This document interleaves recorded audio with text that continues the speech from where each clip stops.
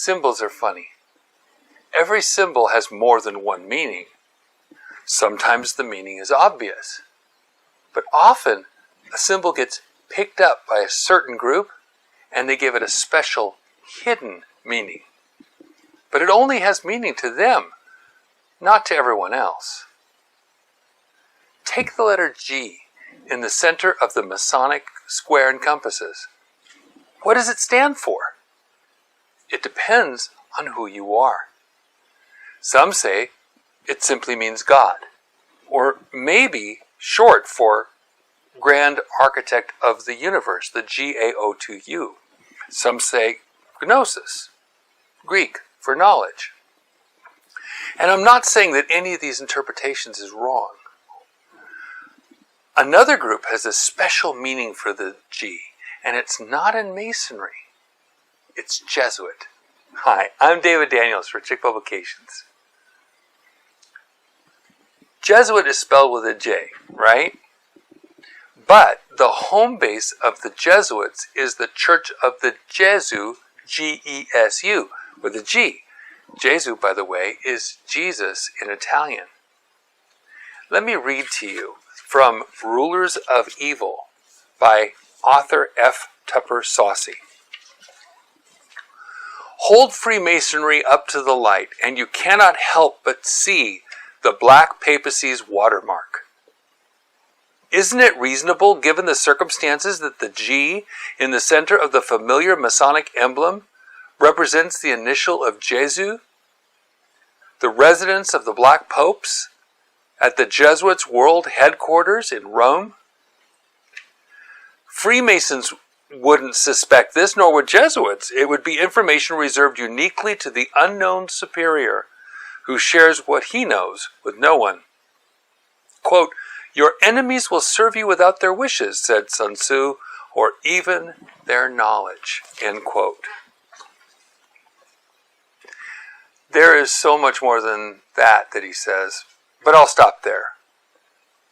But is his contention even possible? A 1997 article from the Esoteric Gnosis magazine tells how an influential Italian Freemason, Arturo Regini, 1878 to 1946, wrote in 1906, criticizing the Masonic leaders Giuseppe Mazzini and Albert Pike for failing to create, quote, a secret rite above all others, a sort of masonry within masonry, which would have unified the divided Masonic family, end quote.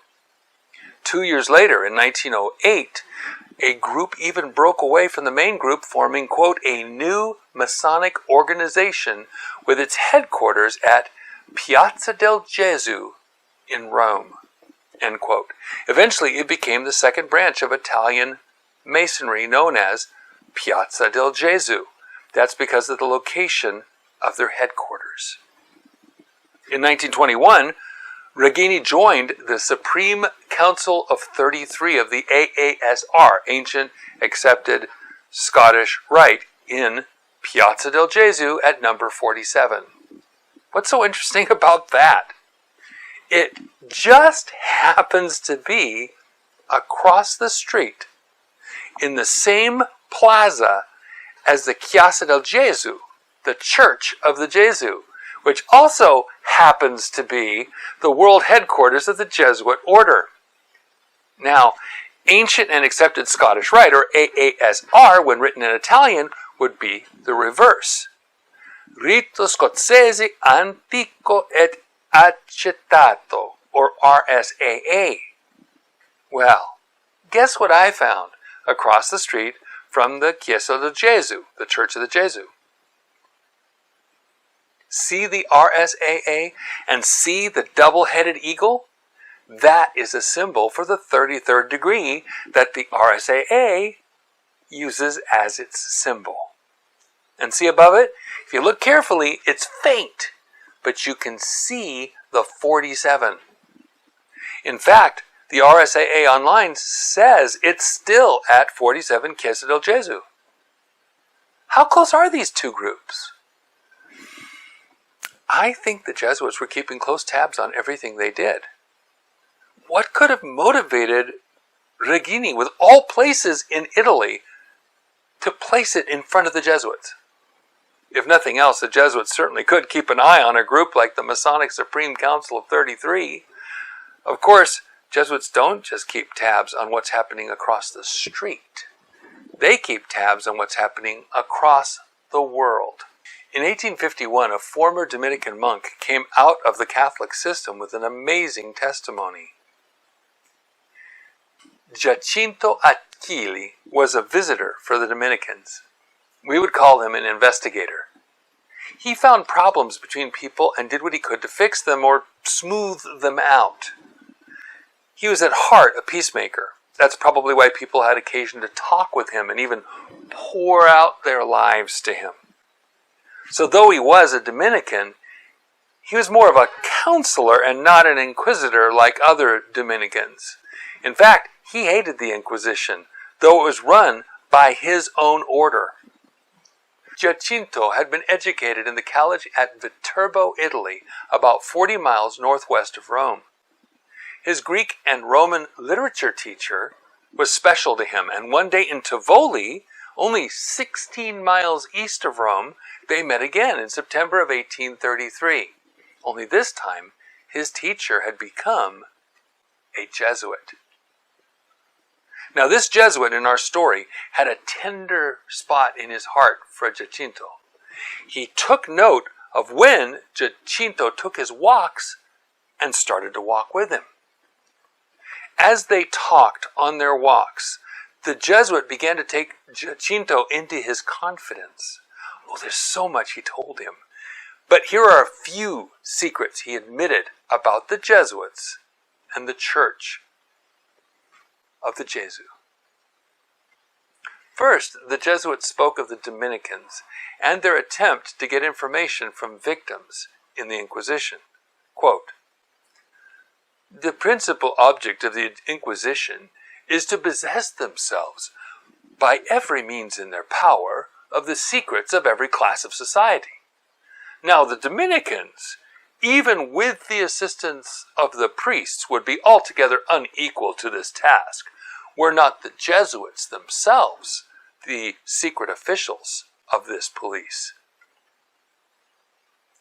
He stated that it was futile to do as the Italian police and try to deceive people into revealing their secrets.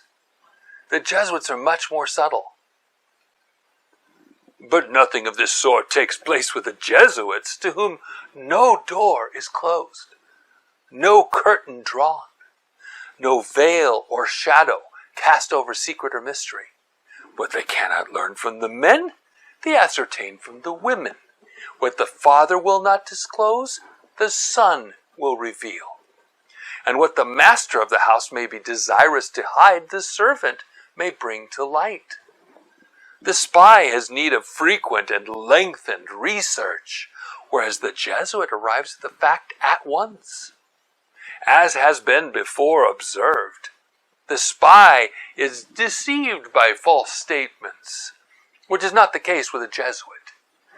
The confessional leads to many interesting discoveries, and where this is insufficient, much is learned even from the children in the schools. People who think they're doing good by confessing and answering questions to a priest are actually doing intelligence work for them. This information is compiled, and the means of acquiring this intelligence is the simple confessional booth. How much more when the person to whom one confesses is a highly skilled and trained Jesuit? But next we learn what happens at the Church of the Jesu, the heart of the Jesuit order in Rome. You know the Church of the Jesu. Every morning at break of day, as the doors are opened, 12 reverend fathers ascend the steps of the sacred edifice, dressed in their robes and surplices, and seat themselves in their chairs of confession. At that early hour, who are they who present themselves to give an account of their sins? Servants of both sexes, and all the old men and women who are stirring betimes in the morning. shopkeepers and work people. In short, all those who are better acquainted with other people's business than their own. So that in less than an hour, all the transactions and gossip of the city are related at these 12 confessionals, from whence, at the termination of the audience, they're taken home, as you may imagine, to be examined, discussed, and with due caution, registered as cases of conscience, etc. I have long stated that the big temptation is for prayer chains to become gossip chains. How much more would people freely confess to a priest whom they believe holds the keys for their souls to go to heaven? Just as they believe God knows everything, they also believe that the priests are right there, close to God. So confessing to the one, the priest, is like confessing to the other, the Lord. This is so much true that they even address the priest as Father. But as Jesus said, Matthew 23:9, and call no man your father upon the earth, for one is your Father, which is in heaven. And it's not enough to have those Jesuit confessionals in Rome. What is done in the church of the Jesuits is also done in those of St. Ignatius, of St. Andrew on the Monte Cavallo, of St. Vitale, and others belonging to the fathers of the company. He continued, but our exertions do not end here. We supply families with servants and change them when required. Consequently, everyone is obliged by us and entirely devoted to us. What's in a letter, like the letter G? A lot of things, depending upon which group you belong to. If you're a Mason, it may mean one thing. But if you're a Jesuit, it may refer to the Church of the Jesuit, the heart of the Jesuit order on Piazza Gesù in Rome. It would take a lot of chutzpah for a Freemason to put what he considered their Supreme Council of 33 across the street from the world headquarters of the Pope's private army. So is it possible that the Jesuits were secretly running at least some of the Masonic order? Sounds pretty likely to me. What do you think? The Jesuit is the heart of a lot of things, including intelligence. But their spies don't have to torture, like the Inquisition, or deceive, like some police and other agents.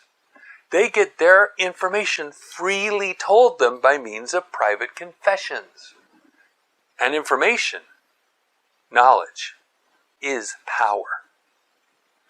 Where do you suppose all that information goes?